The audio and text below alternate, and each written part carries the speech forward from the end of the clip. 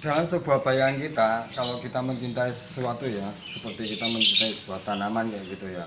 Cuma saking kita mendalamnya, kita mencintai tanaman, itu tuh kan pengen memenuhi kebutuhan apa yang dibutuhkan tanaman saat ini, atau apapun yang dibutuhkan tanaman, kita ingin berusaha memenuhinya kan, seperti itu. Nah, dari situ tuh timbul keinginan untuk bagaimana sih kita bisa berkomunikasi. Seandainya mereka bisa berkomunikasi, oh saya butuh ini pak, oh saya butuh ini bu, oh saya butuh ini, saya butuh kalsium, saya butuh ini. Nah, seandainya tanaman itu bisa bisa berkomunikasi, alangkah indahnya hidup ini, apalagi kita para pecinta tanaman ya. Nah, di sini saya hanya memberikan sedikit contoh ya yang bisa kita sampaikan tentang bagaimana tanaman itu mencoba berkomunikasi dengan kita lewat apa yang dia tampilkan di atas. Maksudnya gimana sih tampilannya dia, dan dia bagaimana dia ingin mengutarakan apa yang terjadi pada dirinya. Di sini saya akan menggambarkan sedikit aja ilmunya, soalnya saya juga tahunya sedikit. Seperti ini, tanaman ini sebenarnya dia berbicara, mediaku kayak gini, mediaku banyak nitrogen, dan dengan banyaknya nitrogen itu banyak mengundang hama. Ini lihat, ini terkena keriting ya, kutu trip ini sudah saya kasih abu, berarti memang terlalu banyak nitrogen. Dan saya kemarin menggunakan kohe kambing, ini juga seperti itu, ini juga termasuk masih terlalu tinggi nitrogen ini, walaupun dia sudah mulai berbunga, tapi ini masih terlalu tinggi nitrogen. Ini hijaunya masih hijau pekat, ini juga. Nah, ini dia sebenarnya berbicara sampai berkelut-kelut lah, pelantung-pelantung kayak gitu nih. Ini terlalu banyak nitrogen ini dia berbicara seperti itu. Nah, kemarin itu ya kemungkinan kayak kohe kambing seperti ini sudah jadi kompos toh. Enggak saya jemur dulu, seharusnya kan dijemur sampai kering baru diaplikasikan. Supaya alasannya kenapa dijemur sampai kering, karena alasannya itu menghilangkan unsur N, unsur nitrogennya yang terlalu banyak. Apalagi kita siram seperti ini tiap hari, jadi unsur nitrogennya tambah banyak. Kalau tanaman-tanaman yang tidak butuh banyak nitrogen itu aman-aman saja, kayak ini, kayak kali. Jadi semua tanaman itu punya karakter masing-masing ya, tidak semua tanaman itu sama. Kalau kali ini kebanyakan nitrogen tidak ada masalah, daunnya tetap gede gitu loh. Tapi kalau tanaman buah banyak nitrogen, dia itu malas berbuah, dia akan berkembang terus. Itu masalahnya. Jadi ini beda ya, ini dua tanaman. Ini anak-anaknya sebenarnya, anak-anak dari ini. Nah, ini ibunya, indukannya. Nah, indukannya ini sebenarnya ya normalnya seperti ini. Dia daunnya kecil-kecil, buahnya yang banyak. Itu buahnya yang banyak. Ya, contohkan di tempat tetangga saya lagi ya, jadi dia akan berkata seperti itu. Jadi tanaman itu sebenarnya berkomunikasi, cuman cara berkomunikasinya lewat apa yang dia tumbuhkan gitu loh, apa yang dia tampilkan di penampilan wujud yang kita bisa lihat. Jadi seperti ini. Kalau ini tidak terlalu banyak nitrogen ini, jadi daunnya dia kecil, buahnya yang dia maksimal. Beda lagi dengan yang ini terlalu banyak nitrogen, dan kita bisa lihat dengan jelas sekali. Nih.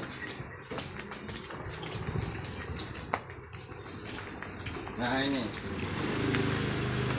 sampai seperti ini loh daunnya, lihat ini daunnya sampai hijau terus kayak gini nih, lihat berkerut-kerut kayak ini. Hijau tapi berkerut. Nah, tanda terlalu banyak nitrogen daunnya bagus sampai berkerut-kerut, sampai bintil-bintilnya ini, tapi buahnya jarang. Ini buahnya jarang. Jadi kalau jenengan mau mengarah ke tanaman buah, seharusnya tidak fokus ke nitrogennya, tapi fosfat dan kaliumnya. Itu penting, fosfat, kalium, kalsium. Jadi biar dia juga tidak mudah rontok. Ini terbukti ya. Jadi kalau tanaman kebanyakan nitrogen, itu buahnya pasti sedikit. Ini juga kue kambing yang digunakan. Cuman kan di situ lembab terus ya, tidak terkena matahari. Nah beda dengan ini. Ya kan beda toh, daunnya dia kecil-kecil tapi buahnya banyak. Nah ini bukti ini kan membuktikan daunnya kecil-kecil tapi buahnya banyak. Lah kita mau fokus apa, fokus buah atau fokus daun? Kadang-kadang petani itu wah senang hijaunya bagus banget, tanamannya bagus banget gitu ya, tapi buahnya nggak ada, buahnya sedikit. Itu karena tidak seimbang antara nitrogen dan fosfat dan kalium. Jadi kita harus tahu arahnya mau kemana kita nanamnya kan gitu. Nah, ini menandakan bahwa dia sebenarnya berbicara, aku sudah cukup fosfat dan kalium dan saya akan menimbulkan buah yang banyak. Jadi nitrogennya dia sedikit gitu. Jadi beda ya. Jadi itulah cara mereka mengemukakan apa yang dia rasakan dan apa yang dia makan di medianya. Pokoknya seperti itu. Jadi ya itulah bahasa yang sederhana yang bisa kita lihat. Kadang-kadang terkena terkena bakteri, terkena apa kayak gitu tuh.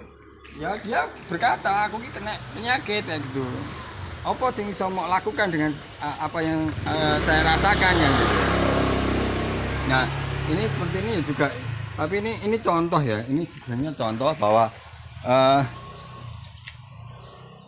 bagaimana kalau nutrisi itu tercukupi dia akan cepat pulih. Ini terkena ini loh, kayak gosong kayak gini loh. Kalau orang di desa itu kan kayak patek, antraknosa gitu. Nah ini seperti ini, sampai gosong seperti ini. Saya lihat kalau di desa itu tanaman udah hancur terus kering kayak gitu loh. Nah ini nular ini. Tapi kenyataannya di sini nggak nular. Karena apa? Nutrisinya tercukupi dia. Itu kue kambing sama daun-daun kan di situ nggak lepas itu di situ. Jadi nutrisi itu tercukupi sekali. Sampai ini loh, sampai kayak gini loh. Nitrogennya banyak sekali kayak gini. Kue kambing itu ngeri nitrogennya. Sampai berkerut-kerut kayak gini loh. Jadi itu yang bisa saya sampaikan. Pertama, memang dia itu berbicara dengan bahasa mereka, dengan cara mereka. Ini loh aku kebanyakan ini loh saya sudah cukup ini loh saya sudah punya kalsium, kalau saya sudah punya kalium, saya punya fosfat dan lain sebagainya. Itu mereka berbicara dari wujud apa yang kita lihat di depan mata gitu, yang bisa kita lihat gitu. Kalau mereka layu dan lain sebagainya itu kita mereka itu bahasa mereka udah ngomong, aku ki layu kena layu fusarium di dalam tanah kayak gitu. Mereka itu sebenarnya berbicara, cuman kadang kita itu enggak ngeh apa yang sedang mereka bicarakan, apa yang ingin saya sampaikan kayak gitu. Demikian yang bisa saya sampaikan, bagaimana mereka menyampaikan dengan bahasa mereka sendiri. Kita tidak tahu bahasa mereka. Kalau mereka secara frekuensi atau berbicara di dalam tanah antar akar dan akar mungkin iya. Tapi kan kita nggak mungkin mau melihat cara bicara mereka di dalam tanah, kan nggak mungkin. Nah kita berbicaranya melihat dari wujud apa yang kita lihat sekarang ya gitu, wujudnya seperti apa, keadaannya seperti apa, ya itulah bahasa mereka seperti itu. Demikian yang bisa saya sampaikan, semoga bermanfaat, semoga dapat jenengan paham sedikit lah, oh bahasanya seperti ini, seperti itu. Saya akan kembali lagi dengan tips dan trik yang lain dan berbeda. Assalamualaikum warahmatullahi wabarakatuh. Bersama Antasina Urban Farming Solo Organik.